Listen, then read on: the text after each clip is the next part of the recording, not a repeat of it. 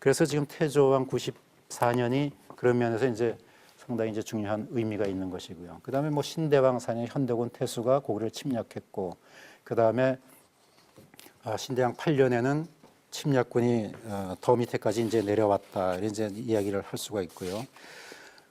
그 다음에 이제 그 태조왕 이후에도 그런 여러 가지 중국과의 이제 전쟁이 일어납니다. 여기에서 또 보면은 삼국사기 신대왕 이 지역에 보면요, 신대왕 여기 8년 기록은 삼국사기에 딱 기록을 안 했는데 여기에는 따로 기록을 안 했는데 신대왕 4년에 보면은 한나라 현도태수가 고구려를 침공한 걸로 되어 있고요. 여기에 보면은 이게 이제 168년인데 이 168년에 중국의 후한서의 기록을 보니까 중국의 후한서에는 선비와 예맥이 유주와 병주를 공격했다, 이런 기록이 나옵니다.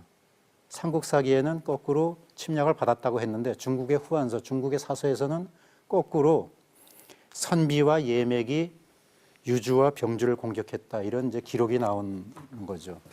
자, 그럼 뭐냐면 아까대로 그 예맥이라는 것을 이제 고구려로 이제 대치해 보고, 또 고구려는 항상 그 선비를 이따금씩 이제 끌고 같이 공동으로 전쟁을 수행했다는 그 기록이 있었던 것 같이 선비와 예맥이 유주와 병주, 유주는 어디냐면 지금의 북경 일대입니다.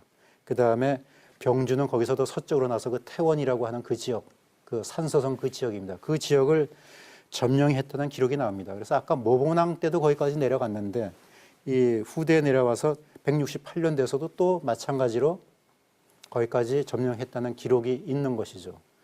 자, 그렇다면 우리가 이때까지 고구려의 그 강력을 최대한으로 따져가지고 요하라고 했는데 요하보다는 훨씬 서쪽으로 가서 있을 수밖에 없다는 이야기를 이제 할 수가 있죠. 그 다음에 이제 신대왕 8년에 나타나는 그 기록은 바로 이제 후한의 침략군이 국내성까지 침공해서 고구려군은 퇴각하는 적을 자원해서 크게 격파했다, 이 이제 기록이 나오지 않습니까? 요것이 이제 삼국사기에 나오는 대로 한나라가 고구려를 침입했을 때 그때 당시에 고구려의 재상이 명림답부였습니다. 아마 여러분 이름쯤은 아마 들어본 적이 있을 겁니다. 그 명림답부라는 유명한 재상이 청야전술을 합니다. 그래서 성을 다 비우고 그 들에 있는 모든 백성들의 민가를 다 비우고 또 다 웬만한 곡식으로 다 태우든지 없애고 성으로 들어와서 이제 그 수성 작전을 하는 거죠. 수성을 작전을 하면서 거기에서 이제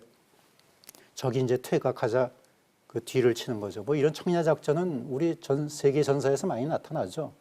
뭐 나폴레옹이 러시아를 침략할 때도 그런 청야 작전을 썼고, 뭐 청야 작전은 뭐 을지문덕도 그런 식으로 했고, 청야 작전은 이제 많이 있었는데 이런 청야 작전을 통해서 오히려 거꾸로 퇴각하는 한나라 군대를 무찌른 그 기록이 이제 신대왕 8년 그 기록입니다.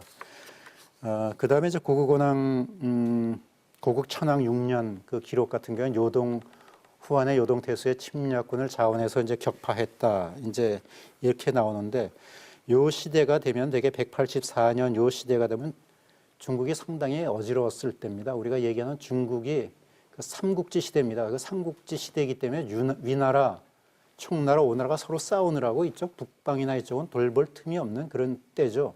그때 이제 고구려가 대거 사실은 침입을 하게 됩니다. 왜냐하면 서로 힘이 팽팽할 때는 서로 이제 견제가 되지 침입을 못 하는데, 그러한 이제 허점을 타서 이제 고구려가 많이 침입해 들어가는 것을 볼 수가 있고, 또 그 대개 이제 고국 천왕 때에서부터 대개 산산왕 때, 그 시대, 그러니까 180년에서 200년 때, 그 정도가 되면은 중국에 있는 많은 그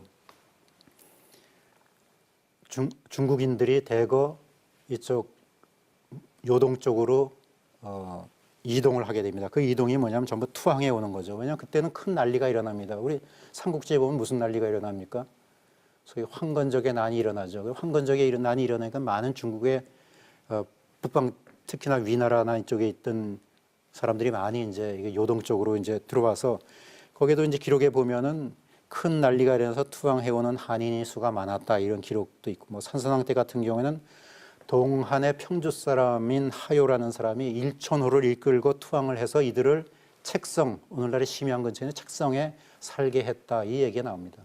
뭐 이런 기록은 무수하게 나옵니다. 나중에 얘기하겠지만 중국에서 우리나라에 이렇게 중국이 난리가 날 때마다, 왜냐하면 중국에 난리가 자주 일어나죠. 왕조가 계속 바뀌니까.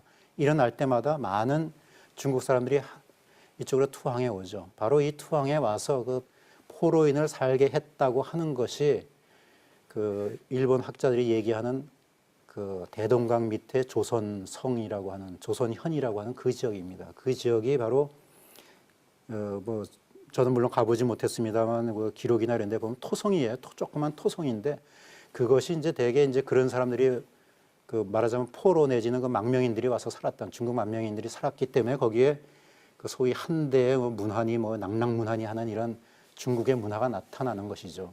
그리고 뭐 실제로 사서에 보면은 낭랑군 2,000명을 포로로 잡아왔다, 현도군 8,000명을 포로로 잡아서 평양으로 이송했다, 이런 기록들이 실제로 있습니다.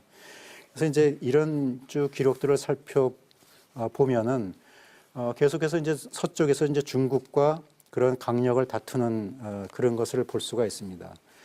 자, 그렇게 중국의 한나라에서부터 쭉 시작해가지고 중국과 다투고, 중국의 아까 얘기한 대로 중국의 이제 한나라에서부터 시작해서 전한 후한 시대, 그 다음에 삼국 시대 위, 진, 이 시대까지 이제 이런 전쟁이 이제 일어나게 되는 거고요.